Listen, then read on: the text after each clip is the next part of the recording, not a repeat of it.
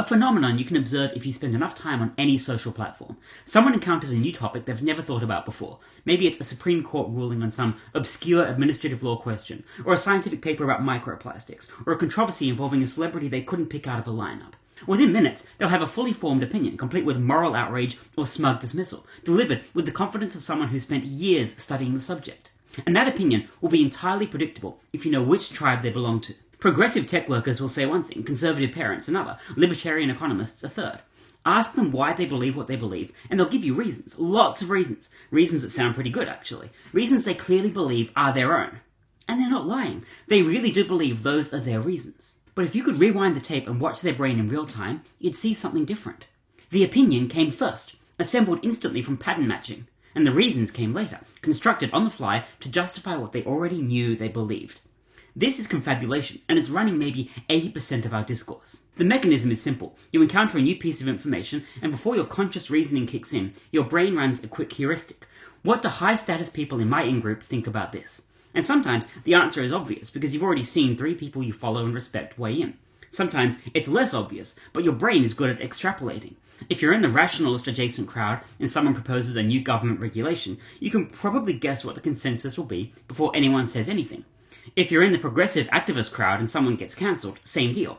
The pattern matching happens in milliseconds. You feel a strong conviction about this topic you learned about 30 seconds ago. And that feeling needs to be explained, both to others and to yourself, so your brain obligingly generates those explanations.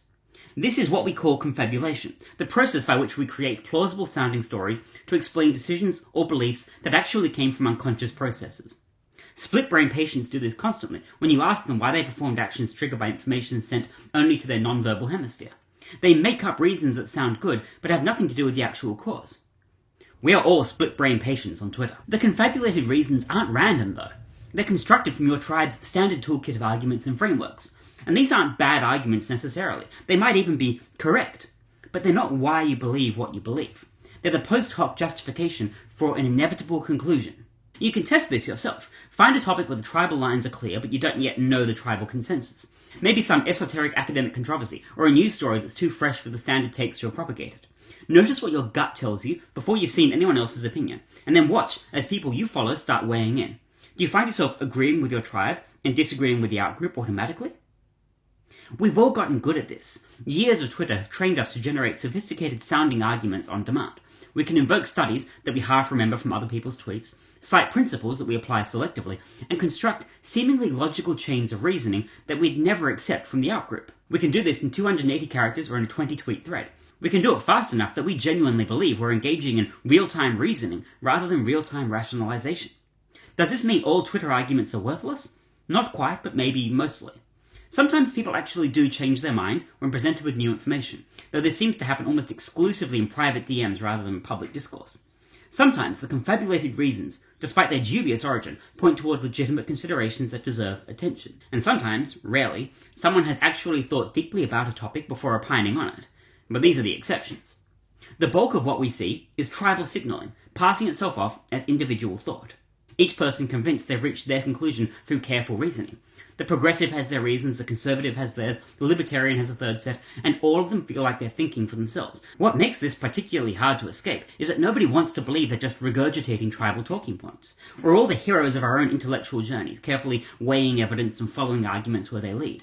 Suggesting that actually, most of the time we're just pattern matching to high-status opinions and then making up reasons feels like an attack on our autonomy and intelligence. But the evidence is pretty overwhelming once you start looking for it.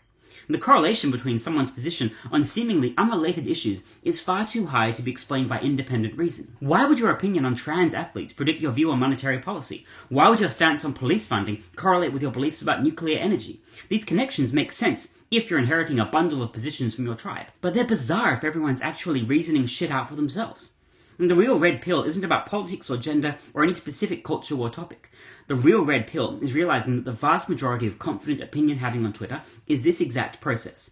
Pattern match to tribe, generate plausible reasons, hit send. And once you see it, you can't unsee it. And once you've seen it in others, you start noticing it in yourself, which is considerably less fun, but probably more important. What do you do with this knowledge? You could quit social media, though that feels a bit like throwing the baby out with the bathwater.